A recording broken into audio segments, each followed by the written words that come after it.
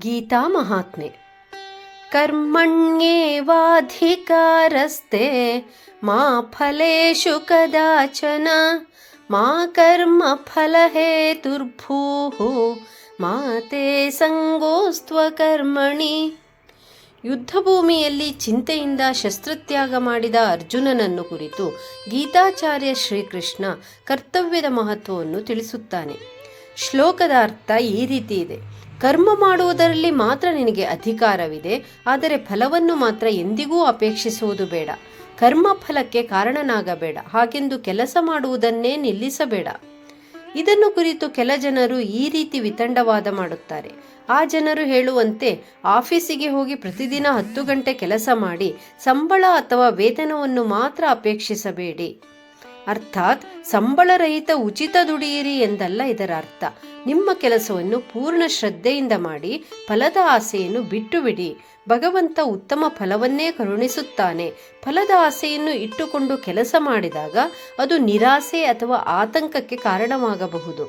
ಈ ರಹಸ್ಯವನ್ನು ಕರ್ಮ ಸಿದ್ಧಾಂತ ಎಂದು ಹೇಳಲಾಗುತ್ತದೆ. ಭಗವಾನ್ ಶ್ರೀರಾಮಕೃಷ್ಣರು ತಮ್ಮ ನೀತಿ ಕಥೆಯಲ್ಲಿ ಈ ವಿಷಯ ಹೇಳಿದ್ದಾರೆ.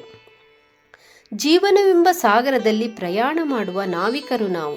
ದೋಣಿ ನೀರಿನ ಮೇಲೆ ತೇಲುತ್ತಾ ಸಾಗಬೇಕೇ ಹೊರತು ನೀರೇ ದೋಣಿಯಲ್ಲಿ ತುಂಬಿಕೊಂಡು ಮುಳುಗುವಂತಾಗಬಾರದು. ಅರ್ಥಾತ್ ನಾವು ನಮ್ಮ ಕರ್ಮವನ್ನು ಅಥವಾ ಕರ್ತವ್ಯವನ್ನು ಶ್ರದ್ಧೆಯಿಂದ ಪಾಲಿಸಬೇಕು. ಅದಕ್ಕೆ ತಕ್ಕ ಉತ್ಕೃಷ್ಟ ಫಲವನ್ನು ಭಗವಂತ ಕೊಟ್ಟೇ ಕೊಡುತ್ತಾನೆ. ಕೇವಲ ಫಲಪ್ರಾಪ್ತಿಯ ಆಸೆಯನ್ನು ಇಟ್ಟುಕೊಂಡು ಮುಳುಗುವ ದೋಣಿಯಂತೆ ಆಗಬಾರದು ನಮ್ಮ ಜೀವನ. ಹೆಸರಾಂತ ಸಿನಿಮಾ ಸಂಸ್ಥೆ BR ಫಿಲಮ್ಸ್ನವರು ಭಗವಂತನ ಈ ನುಡಿಯನ್ನು ತಮ್ಮ ಧ್ಯೇಯವಾಕ್ಯವನ್ನಾಗಿ ಮಾಡಿಕೊಂಡಿದ್ದಾರೆ.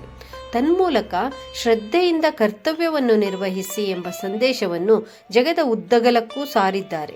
ಇದೇ ರೀತಿ ಅನೇಕ ಸಂಘ ಸಂಸ್ಥೆಗಳು ಗೀತಾವಾಕ್ಯದ ಮೇಲೆ ಅವಲಂಬಿತವಾಗಿವೆ.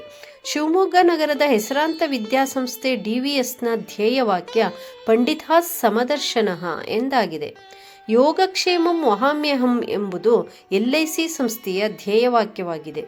ಹಾಗಾಗಿ ನಾವೆಲ್ಲರೂ ಕರ್ತವ್ಯ ಪರಾಯಣರಾಗೋಣ, ಫಲಾಪೇಕ್ಷೆಯನ್ನು ತ್ಯಜಿಸೋಣ, ಗೀತಾಚಾರ್ಯರ ಆದೇಶವನ್ನು ಪಾಲಿಸೋಣ. ಹರಿ ಓಂ.